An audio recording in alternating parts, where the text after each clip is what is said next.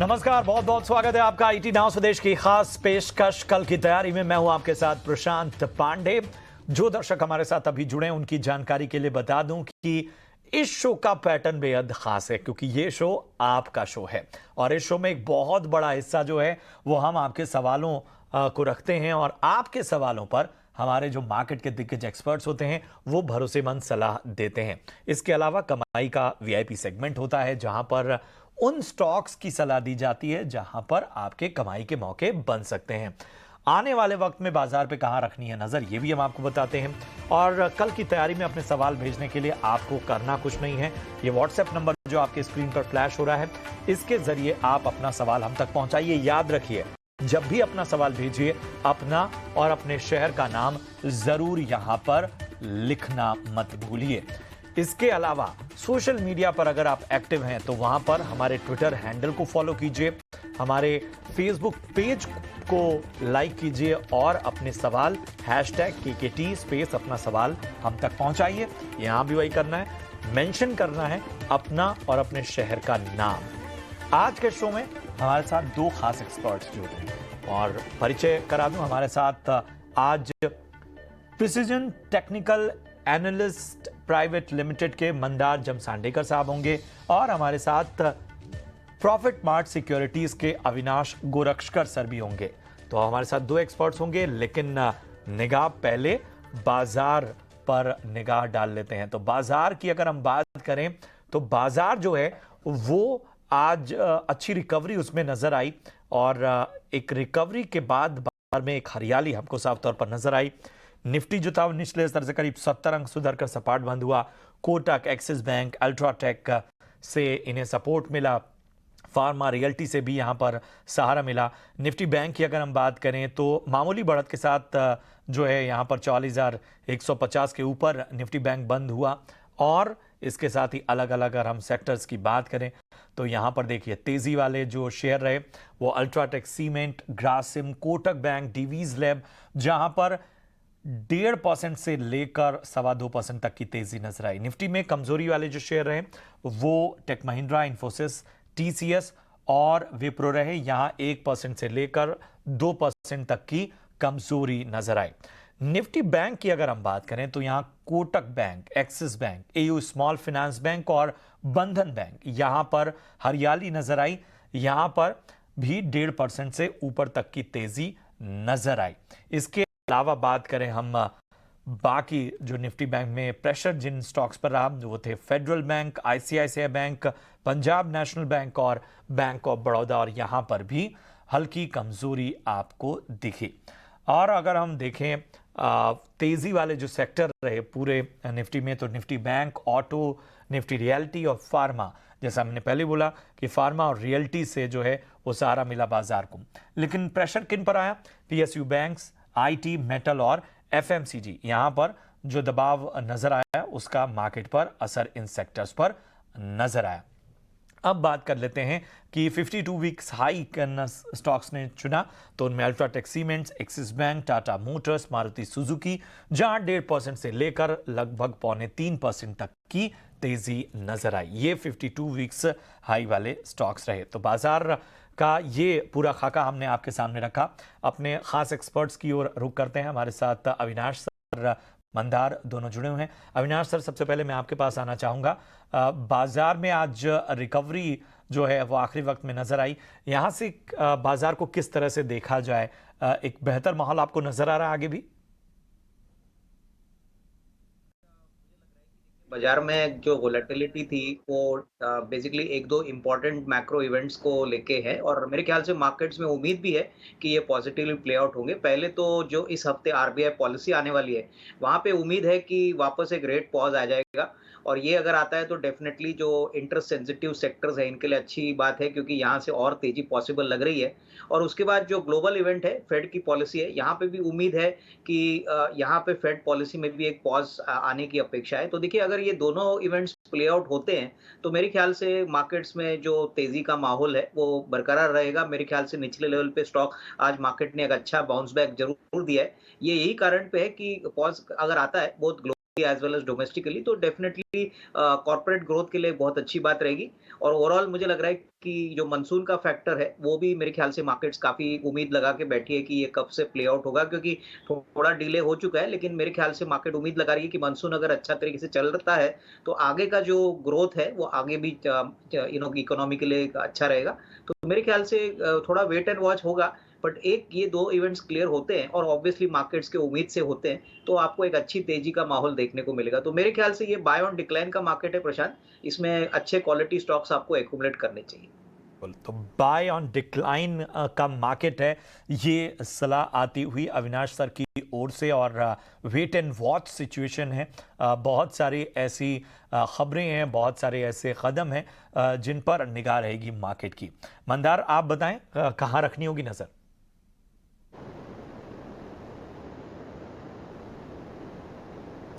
मंदार, अपने आप को अनम्यूट कर लें आप।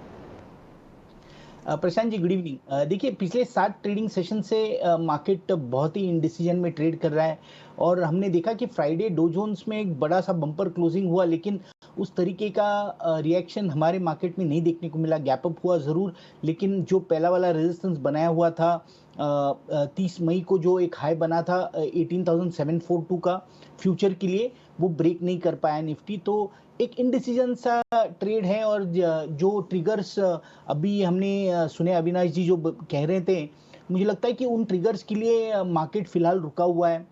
बैंक निफ्टी और निफ्टी दोनों का यही हाल है। तो निफ्टी के केस में 18,550 ये सपोर्ट बनता है और ऊपर की तरफ 18,742 इस तरीके का रेजिस्टेंस बनता है। बैंक निफ्टी के केस में जो सपोर्ट है वो 44,125 का इमीडिएट सपोर्ट है फ्यूचर के लिए, और ऊपर की तरफ जो रेजिस्टेंस है वो 44,400 से लेके 44,525 इस तरीके का रेजिस्टेंस है। तो मेरी राय रहेगी कि इंडेक्स के बाहर फिलहाल तो इंटरेस्ट है और इंडेक्स में थोड़ा सा लो प्रोफाइल रखें जब तक ये लेवल्स ब्रेक नहीं होती है। लेकिन इंडिविजुअल स्टॉक्स बहुत सारे हैं, इंडेक्स के बाहर बहुत सारे स्टॉक्स हैं कि जिनमें अपॉर्चुनिटी बन रही है। सिर्फ एक ध्यान रखना है कि कोई भी ट्रेड ले तो वो स्टॉप लॉस के साथ लें। बिल्कुल बिल्कुल, तो कोई भी ट्रेड लें तो स्टॉप लॉस के साथ रखें। और बाजार को जो है वो इस वक्त थोड़ा सा यहाँ पर आपको हल्की सावधानी रखनी चाहिए। चलिए, जैसा मैं हमेशा कहता हूँ कि ये जो शो है ये आप दर्शकों का शो है, तो दर्शकों के जो सवालों का सिलसिला है वो हम शुरू करते हैं। हमारे पहले दर्शक हैं हरवंश लाल दिल्ली से, और इनका सवाल है IFCI के 5,000 शेयर लिए। एक बार फिर मैं सवाल दोहरा दूं, IFCI के इनके पास 5,000 स्टॉक्स हैं, 11 रुपए 60 पैसे के भाव पे इन्होंने लिया हुआ है। आगे क्या करना चाहिए, राय मांग रहे हैं क्योंकि हल्के घाटे में हैं। अविनाश सर, क्या इनको सलाह होगी? इनफैक्ट प्रशांत, देखिए, आईएफसीआई एक ऐसा इंस्टीट्यूशन है जो बहुत समय इसके से अंडर परफॉर्म कर रहा है, और इसका मेन कारण ये है कि इनकी एसेट क्वालिटी और इनका जो ट्रैक्शन था लोन बुक ग्रोथ में, वो काफ़ी स्लो डाउन हमने देखा था। अभी हाल ही में न्यूज़ रिपोर्ट ये भी आए थे कि वो अपने नॉन कोर इन्वेस्टमेंट्स बेचने वाले हैं, जिससे इनकी बैलेंस शीट क्लीन करने में काफ़ी मदद मिलेगी। मेरे ख्याल से देखिए, मीडियम टू लॉन्ग टर्म में ये इवेंट इंपॉर्टेंट रहेगा, क्योंकि नॉन कोर इन्वेस्टमेंट्स निकल जाते हैं तो इनको काफ़ी फायदा होगा। तो मेरे ख्याल से नज़रिया थोड़ा सा लंबा रखें, हालांकि अभी हेडविंड्स अभी भी काफ़ी चैलेंजिंग है। अगर ये साल भर का नज़रिया रखते हैं तो यहाँ पे होल्ड करें। क्वांटिटी इनकी काफ़ी बड़ी है, तो मैं इनको यही कहूँगा कि कोई भी उछाल अगर आता है और उनके कॉस्ट प्राइस के ऊपर स्टॉक चला जाता है, तो थोड़ा-सा तो इनको मुनाफ़ा वसूल करना चाहिए, क्योंकि फंडामेंटली थोड़ा वीक काउंटर है और ये इवेंट प्ले आउट होगा जल्दी, तो इसमें अच्छी खासी आपको री-रेटिंग देखने को मिलेगी। तो मेरे ख्याल से होल्ड करें, बट नज़रिया मेरे ख्याल से अगर इसमें छोटे दायरे में अगर कोई बड़ा स्पाइक मिलता है, तो निकलने की कोशिश करिए। कोई दूसरे क्वालिटी काउंटर्स अच्छे अभी बाज़ार में मिल रहे हैं, जैसे आईडीएफसी फर्स्ट बैंक है, फेडरल बैंक है। ये आईएफसीआई के मुकाबले में काफ़ी अच्छे लग रहे हैं, और यहाँ पे risk reward is definitely better than IFCI. तो यहाँ पर अभी फिलहाल आप बने रहिए, लेकिन आगे जो नज़रिया है वो कोई स्पाइक आए तो यहाँ से निकलने की ही सलाह आपको दी जा रही है। संजय गुप्ता है हमारे अगले जो दर्शक हैं, और इनका सवाल है गेल के 1650 शेयर इनके पास हैं, 110 के भाव पे इन्होंने ये स्टॉक लिया हुआ है, लॉन्ग टर्म के लिए नज़रिया चाहते हैं। मंदार, क्या होगी इनको सलाह? प्रशांत देखिए, गेल के केस में अगर हम इसका थोड़ा 1.5 से 2 साल का अगर चार्ट देखते हैं तो फिलहाल तो स्टॉक एक रेंज में बना हुआ है, यानी आप देखो तो नीचे की तरफ जो इसमें सपोर्ट बनता है वो 85-80 के लेवल्स पे है, में जो रेजिस्टेंस बनता है वो 110 से लेके 115 तक है, और मल्टीपल टाइम्स ये दो लेवल्स के बीच में ये स्टॉक पिछले 1.5-2 साल में ट्रेड कर चुका है। तो फिलहाल रेंज बाउंड है, इसलिए तो व्यू रहेगा कि होल्ड करना है, क्योंकि अभी तक तो डायरेक्शन है नहीं। लेकिन इस तरीके का जो स्टॉक होता है, अब इनकी खरीदारी 110 की है, यानी इन्होंने रेजिस्टेंस के नीचे खरीदा है, तो इस तरीके का ट्रेड मेरी राय रहेगी कि ऐसा नहीं होना चाहिए। रेजिस्टेंस ब्रेक होने के बाद एक आप लॉन्ग पोजीशन बना सकते हैं, या फिर आप सपोर्ट के लेवल के आसपास लॉन्ग पोजीशन कर सकते हैं। तो ये जो रेंज बाउंड स्टॉक होता है, इसमें स्विंग ट्रेड जरूर कर सकते हैं, तो आप सपोर्ट पे बाय कीजिए, ऊपर चलता है तो आप बेच दीजिए। इस तरीके का ट्रेड जरूर बनेगा, स्विंग ट्रेड, जिससे आपकी जो खरीदारी की प्राइस है, ओरिजिनल प्राइस है, वो कम होती जाएगी। लेकिन इसका जो लेवल आपने वॉच करना है वो ऊपर में 110-115 का रेजिस्टेंस है, जो ब्रेक होने की राह देखनी है, उसके बाद फ्रेश पोजीशन बन सकती है। ठीक है, तो यहाँ आपको एक विशेष रणनीति के तहत आगे बढ़ना होगा, जिसके बारे में आपको सलाह दी मंदार जी ने। चलिए, अगले दर्शक हमारी सीमा है गोरखपुर से, और इनका सवाल है केपीआईटी के 76 शेयर इनके पास हैं, 379 रुपए 51 पैसे के भाव पे इन्होंने लिया हुआ है। होल्ड करें या फिर सेल करें, ये पूछ रही हैं। अविनाश सर बताएं, क्या होगी इनको एडवाइस? प्रशांत, पहले तो ये इन्वेस्टर को मैं कॉन्ग्रेचुलेट करूंगा, बहुत ही अच्छे लेवल पे इन्होंने ये स्टॉक में एंट्री की है।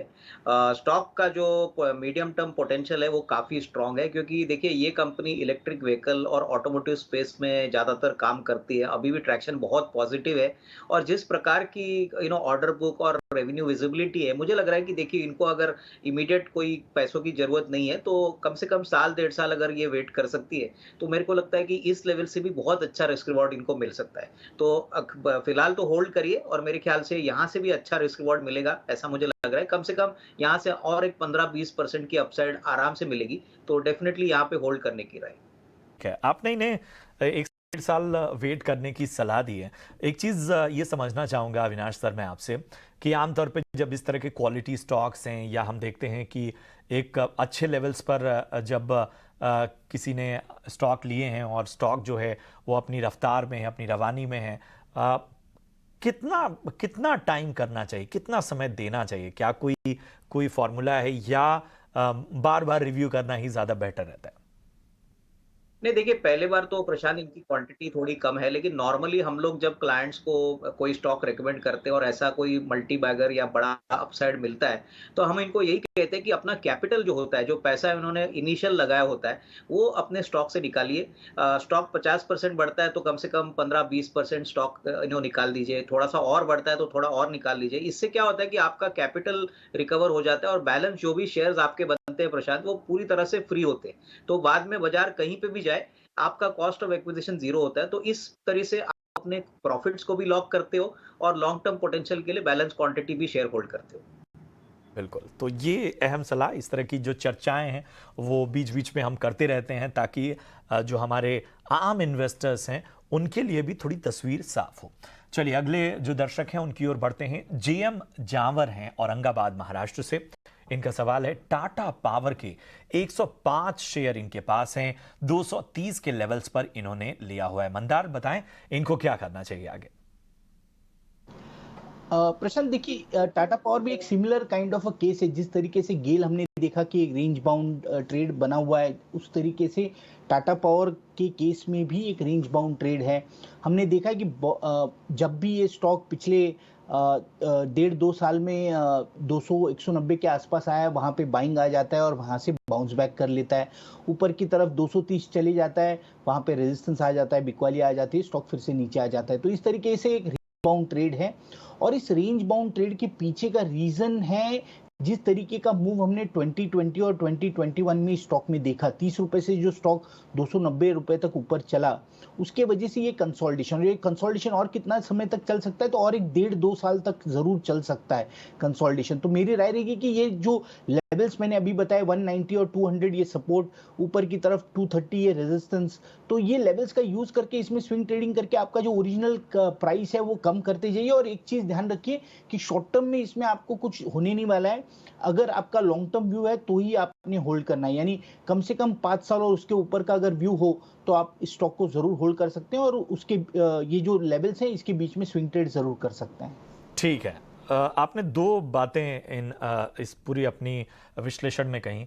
एक तो रेंज बाउंड ट्रेड, जरा ये चूंकि हम ये मान के चलते हैं कि ईटी नाउ स्वदेश पे जो भी इन्वेस्टर्स ये शो देख रहे हैं उनमें बहुत सारे ऐसे इन्वेस्टर्स भी हैं, ऐसे दर्शक भी हैं जो जिनके लिए मार्केट अभी नया नया है, तो जरा बताएंगे रेंज बाउंड ट्रेड होता क्या है? प्रशांत देखिए, अब इस स्टॉक का 1.5 साल का अगर चार्ट देखते हैं तो मल्टीपल टाइम्स ये स्टॉक नीचे की तरफ 190-200 के आसपास आया हुआ है और यहाँ से बाइंग आ जाता है, बाउंस बैक कर लेता है, फिर ऊपर चली जाता है और जब भी ये 215, 220, 230 के आसपास जाता है तो वहाँ पे बिकवाली आ जाती है। तो ये सपोर्ट, और जो सपोर्ट है 190, 200 का हो गया और रेजिस्टेंस जो है वो 225 और 230 का हो गया। तो ये दो लेवल्स के बीच में स्टॉक ट्रेड कर रहा है, इसलिए हम इसे रेंज बाउंड ट्रेड कहते हैं और ये बेसिकली कंसोलिडेशन है। तो बेसिक लॉन्ग टर्म व्यू जो है वो फिलहाल इनडिसीजन का है, इसलिए बाइंग और सपोर्ट इक्वल होता है और दो प्राइस दो लेवल्स के बीच में ट्रेड कर देता है, तो इसको हम रेंज बाउंड कहते हैं। और इस रेंज बाउंड ट्रेड का स्विंग ट्रेड के लिए जरूर यूज कर सकते हैं, इन्वेस्टमेंट के तौर पे इसका यूज नहीं होगा क्योंकि व्यू इनडिसीजन का है, लेकिन शॉर्ट टर्म व्यू से, स्विंग ट्रेड के व्यू से सपोर्ट पे आप बाय कीजिए, 200 में खरीदिए, 220 में बेच दीजिए, उससे आपका ओरिजिनल प्राइस कम होते जाएगा। तो इस तरीके का ट्रेड जरूर इसमें बन सकता है।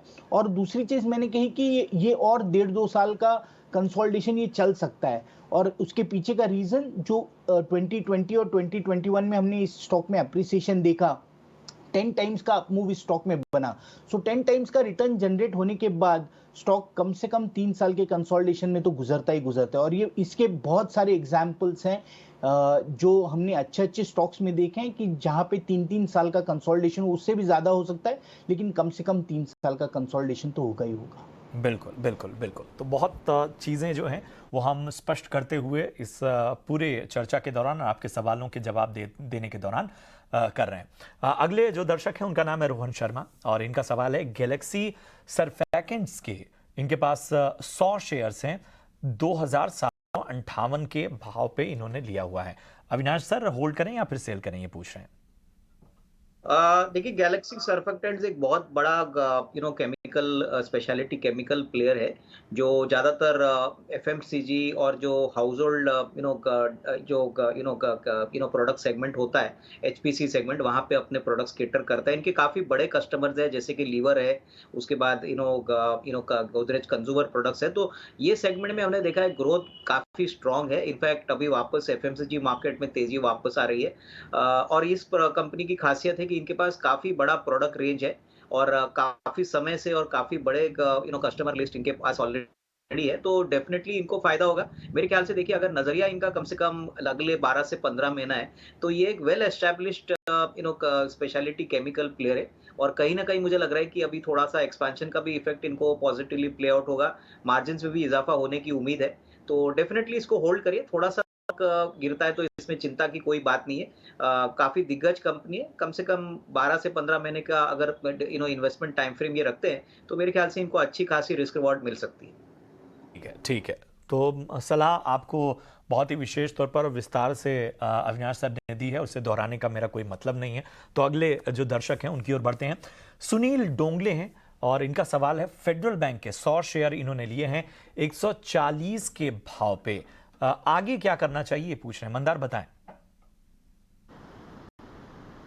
प्रशांत देखिए, फिलहाल तो ये स्टॉक कंसोलिडेशन में है और हमने देखा है कि पिछले 2 साल में इस स्टॉक में बढ़िया सी मूव बनी।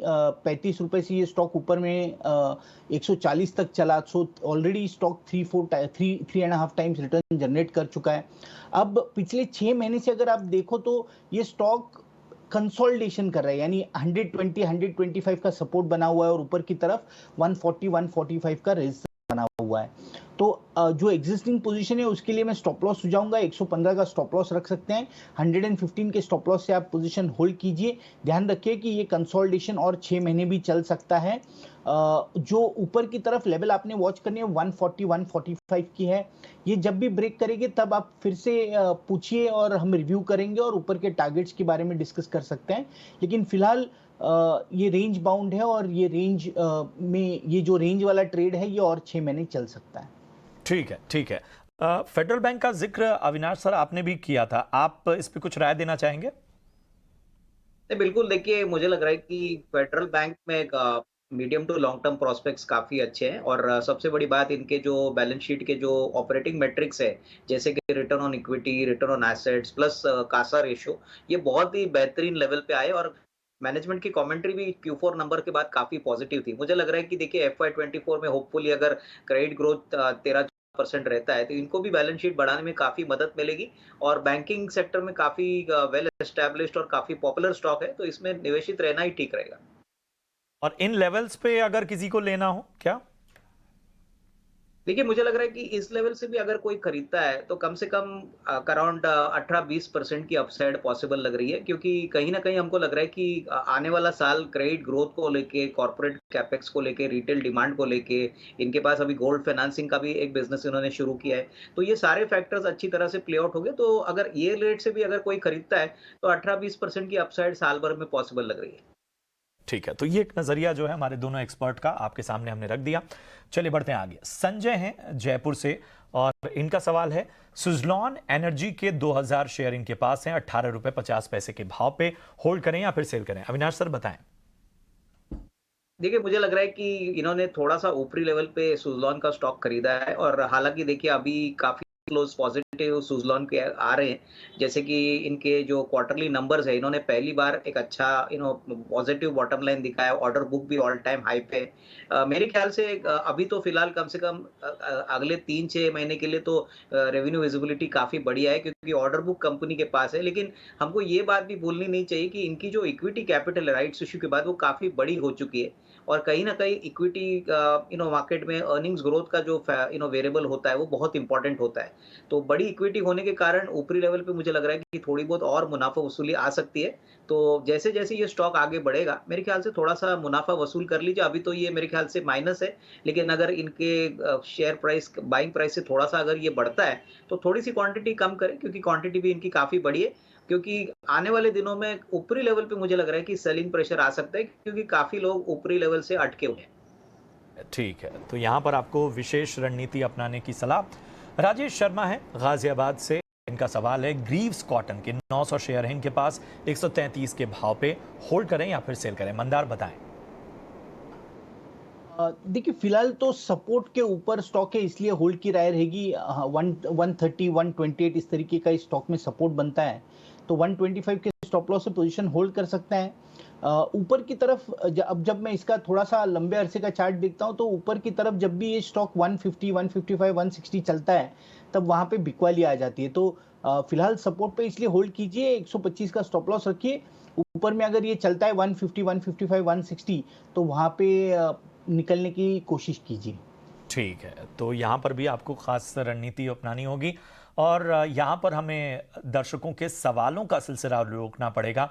जिन दर्शकों के सवाल हम आज नहीं ले पाए उनसे हम माफ़ी चाहेंगे, लेकिन उनके सवाल हम आने वाले जो शोज़ हैं उसमें ज़रूर शामिल करेंगे। फिलहाल कल बाजार के लिए क्या अहम ट्रिगर्स है वो जान लेते हैं। जी बिल्कुल, शुरुआत करते हैं हम कुछ इंपॉर्टेंट ग्लोबल क्यूज़ के साथ। तो कल हमारी नज़र होगी यूएस के ट्रेड बैलेंस डेटा पर। EIA crude oil inventory report भी एक इंपॉर्टेंट इकोनॉमिक क्यू है जो हमें ज़रूर ट्रैक करना चाहिए। इसके अलावा AGM के लिहाज से टाटा मोटर्स हमारे रेडार पर रहेगा और कॉर्पोरेट फ्रंट पर भी अगर हम देखें तो काफ़ी एक्शन हो रहा है। टाटा मोटर्स और टाटा कम्युनिकेशन ये दोनों स्टॉक हमारे रेडार पर रहेंगे क्योंकि ये दोनों स्टॉक्स के जो एनालिस्ट इन्वेस्टर डेज है वो कल होने वाले हैं। Shipping corporation of India land and assets limited भी कल लिस्ट होने वाली है। ये शिपिंग कॉर्प से डीमर्ज हुई जो एंटिटी है ये कल बोर्सेस पे लिस्ट होगी और उसी के चलते ये स्टॉक आपके रेडार पर ज़रूर होना चाहिए। इसके अलावा मारुति सुजुकी की जिम्नी लॉन्च होने जा रही है कल, तो इससे भी अपने रेडार पर ज़रूर रखना। तो ओवरऑल ये थे सारे इंपॉर्टेंट ग्लोबल क्यूज़ और कॉर्पोरेट एक्शन, मगर इसके अलावा भी कुछ इंपॉर्टेंट इवेंट्स हो रहे हैं। तो OECD अपना latest global economic outlook release करेंगे। यूके के prime minister Rishi Sunak US president Joe Biden से मुलाकात करेंगे वॉशिंगटन में, और डिजिटल एक्ट का जो ड्राफ्ट बिल है वो भी कंसल्टेशन के लिए ओपन होगा कल से। तो ओवरऑल ये थे सारे इंपॉर्टेंट इवेंट्स और ट्रिगर्स जो आपके रेडार पर होने चाहिए कल के ट्रेडिंग सेशन के लिए। तो कल के ट्रिगर्स जानने के बाद अब बारी है आपके पसंदीदा सेगमेंट की। जान लेते हैं कमाई के VIP शेयर्स के बारे में।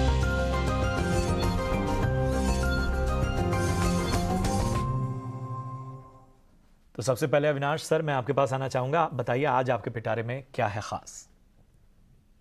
प्रशांत, मेरे पास दो स्टॉक्स है। एक स्टॉक सीमेंट सेक्टर से है और दूसरा हॉस्पिटल सेक्टर है। सीमेंट सेक्टर में हमको ओरिएंट सीमेंट पसंद है। देखिए, ये कंपनी 8 मिलियन टन कैपेसिटी चलाती है। करीबन 11 मिलियन टन की एक्सपेंशन की बात कर रही है कंपनी अगले साल 1.5 साल में। सबसे बड़ी बात, अप्रैल में करीबन 40-50 रुपए का सीमेंट बैग प्राइस इंक्रीज हो चुका है। तो ऑलरेडी हमको लग रहा है कि अप्रैल टू जून के क्वार्टर में कंपनी को काफी ऑब्वियसली मार्जिन्स में पॉजिटिविटी देखने को मिलेगी। पिछले साल 2,900 करोड़ उन्होंने करीबन 125 करोड़ का नेट प्रॉफिट किया था। हमें लग रहा है कि कंपनी जिस प्राइस पे अभी चल रही है 144, वहां पे एंटरप्राइज वैल्यू टू इबिटा पे बहुत अच्छा वैल्यूएशन मिल रहा है। मेरे ख्याल से अच्छी रीरेटिंग पॉसिबल लग रही है। तो करीबन एक 175-180 का टारगेट प्राइस अगले 6 से 12 महीने में आपको मिलेगा, ऐसा मुझे लग रहा है। दूसरा स्टॉक जो हॉस्पिटल क्षेत्र से है वो शैल्बी लिमिटेड है। कंपनी ने बहुत बेहतरीन नतीजे डिक्लेयर किए थे। करीबन 800 करोड़ पे 68 करोड़ का प्रॉफिट किया था। इस कंपनी की खासियत है कि देखिए, ये एसेट लाइट मॉडल चलाती है। 11 मल्टी स्पेशलिटी हॉस्पिटल्स है और ऑर्थोपेडिक सेगमेंट में ये मार्केट लीडर है। इनका जो यूएस बिजनेस है वो भी काफी अच्छा चल रहा है। इनफैक्ट आने वाले साल में ये भी ब्रेक इवन होगा। तो मेरे ख्याल से देखिए, करीबन हमको लग रहा है कि आने वाले 2 साल में कम से कम 20-25% का ग्रोथ टॉप लाइन में और प्रॉफिटेबिलिटी में आने की अपेक्षा रहेगी।